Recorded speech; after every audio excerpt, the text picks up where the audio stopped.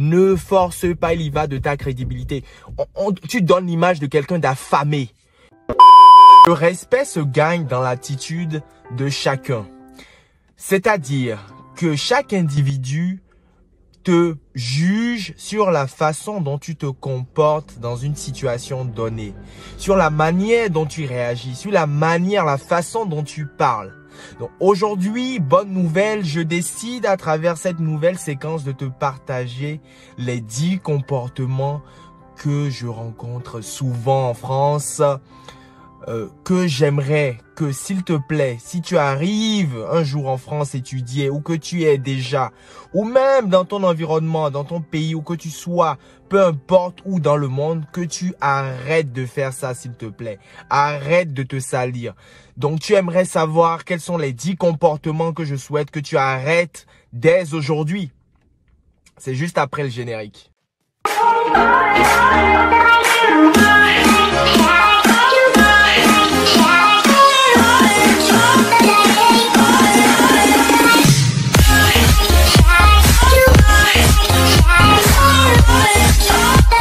Salut à toi, moi c'est Christian de la chaîne EVF. À travers cette chaîne, nous diffusons de nombreuses thématiques qui ont pour but de t'aider à réussir ton projet d'études en France et ton projet professionnel dans l'Hexagone. Si tu n'es pas encore abonné, cher ami erreur, fais-le tout de suite pour ne rien manquer de nos pépites. Tu l'as fait? Merci. Et n'hésite pas à activer la cloche de notification pour être informé de l'apparition en temps et en heure de la diffusion de nos contenus. Aujourd'hui, j'estime que cette nouvelle vidéo est très importante pour l'éducation des uns et des autres. Car j'estime que EVF, effectivement, a pour but de t'accompagner dans ton projet d'études et ton projet professionnel, mais aussi d'éduquer. C'est très important d'éduquer les uns et les autres.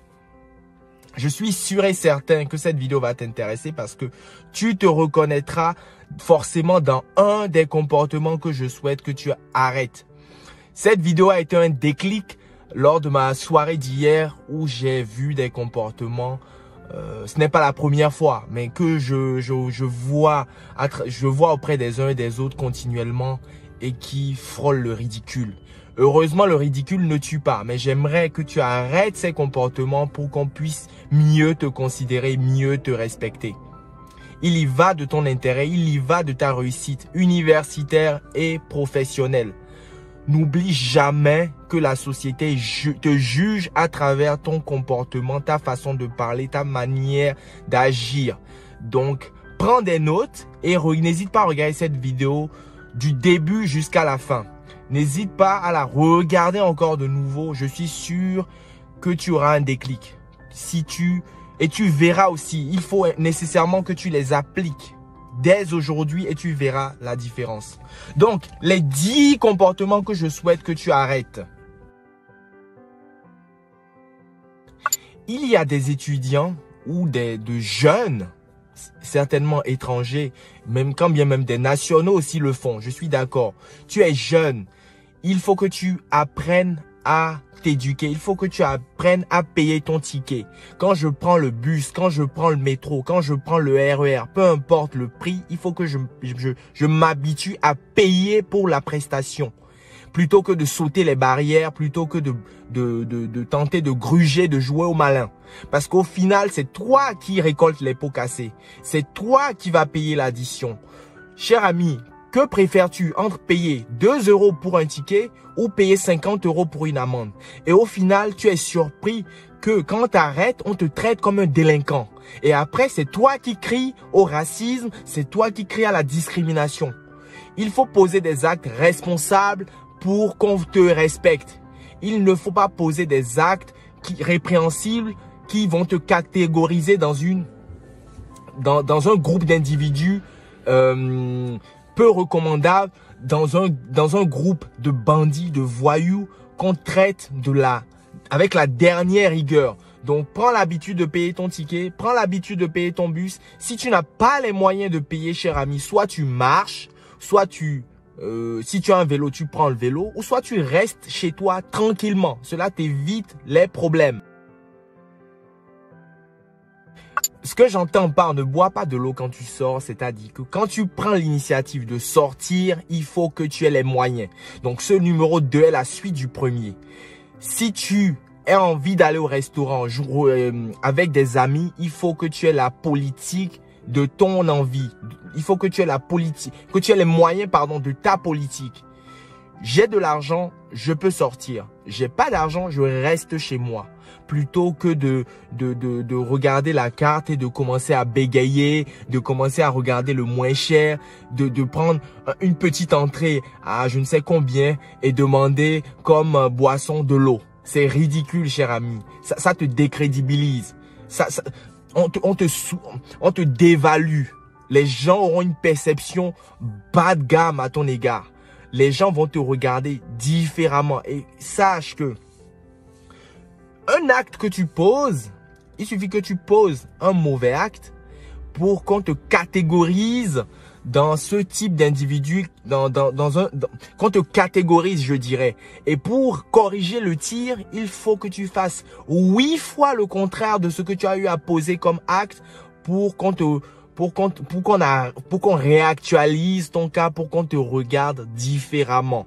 C'est-à-dire, si une fois tu as été radin, surtout pour la première fois, la jeune femme ou le jeune homme aura comme image de toi d'un mec radin.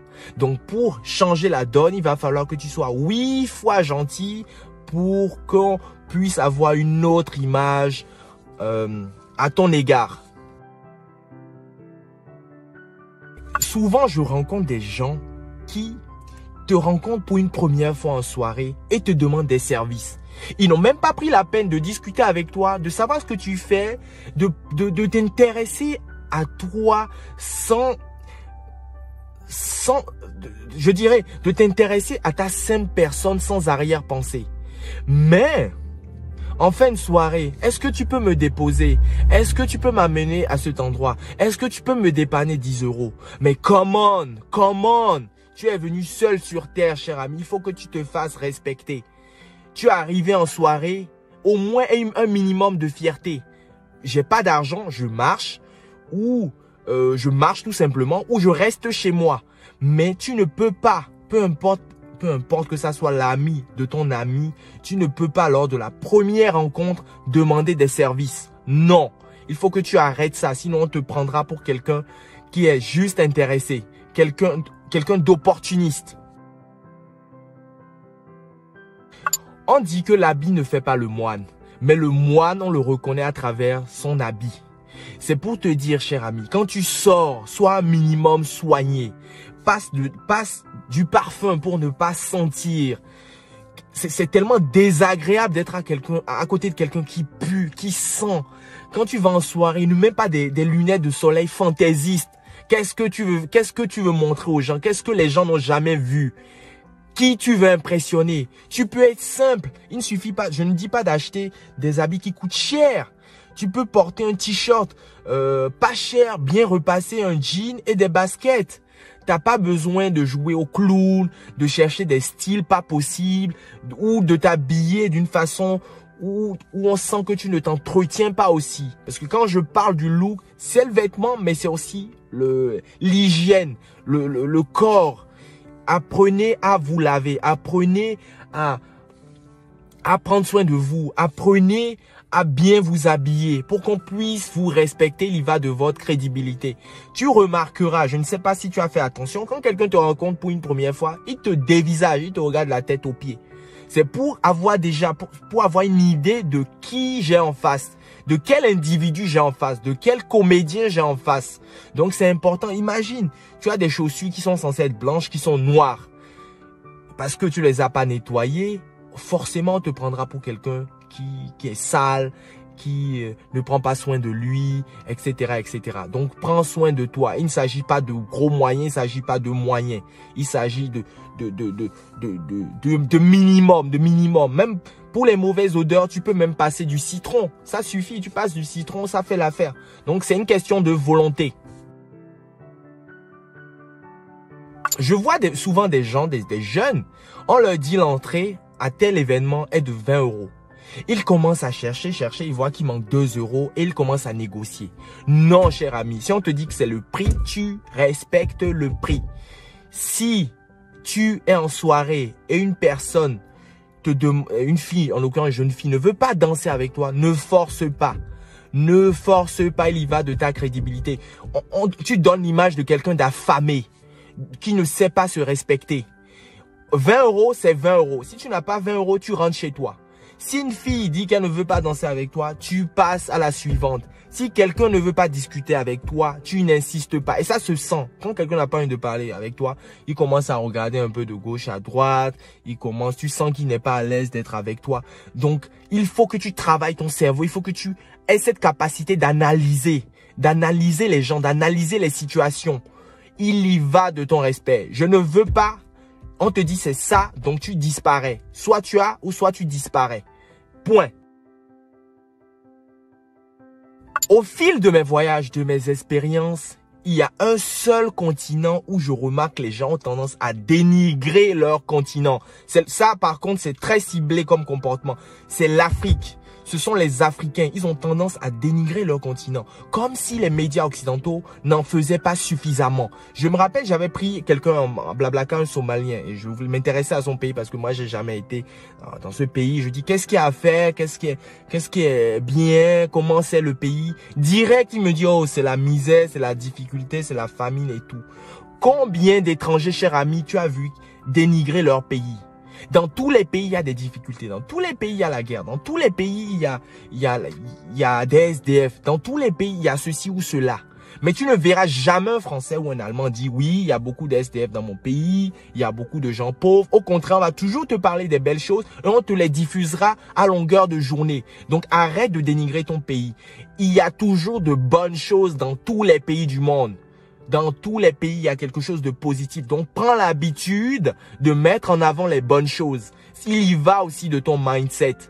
Parce que tu vas donner l'image misérable de ton pays. Oui, il y a des difficultés, je n'en disconviens pas. Mais prends le réflexe de toujours mettre en avant le bon plutôt que le mauvais.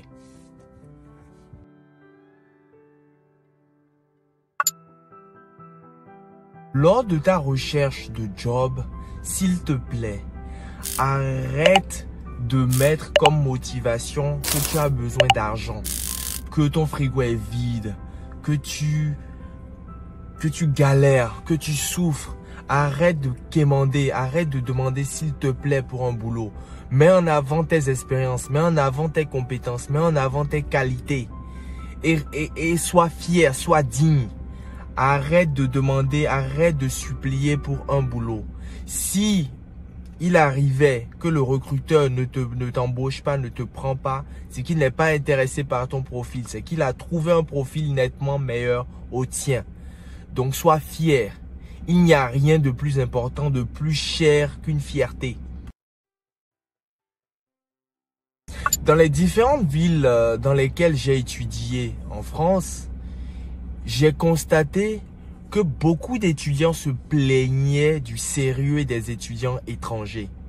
Que ça soit au niveau du respect des deadlines, que ça soit au niveau de la qualité du rendu, que ça soit au niveau du sérieux dans la rédaction de tel ou tel document ou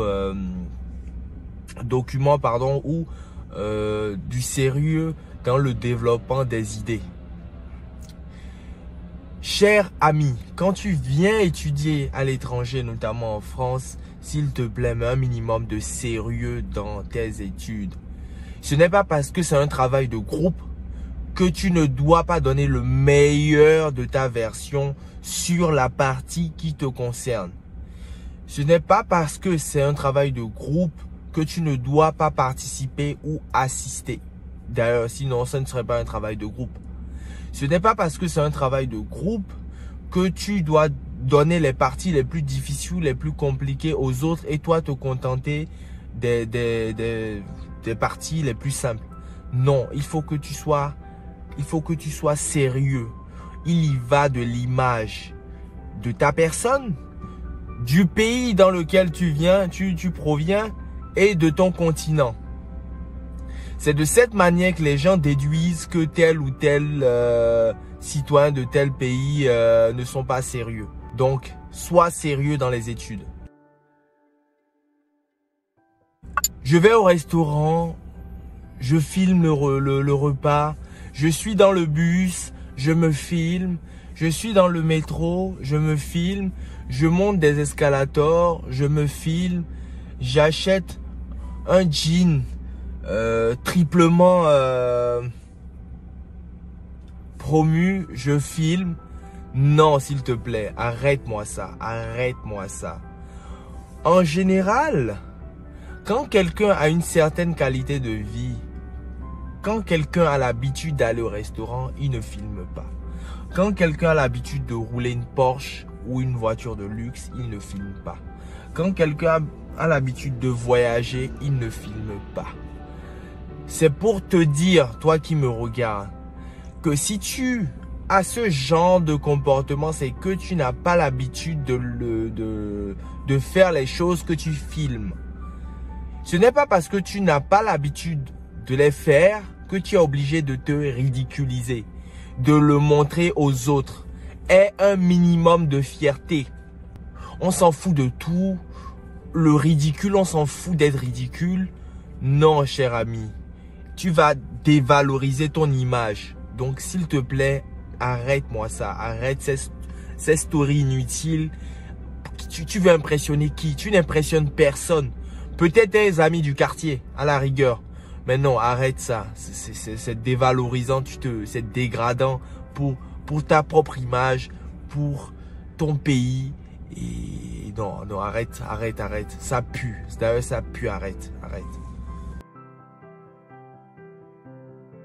Salut Rachel, ça va? J'aimerais savoir si tu es dispo ce soir. Je vais au restaurant ce soir. Je vais au cinéma. Franchement, il fait trop chaud. Non, arrête-moi ça, cher ami. Arrête-moi ça, arrête de te ridiculiser.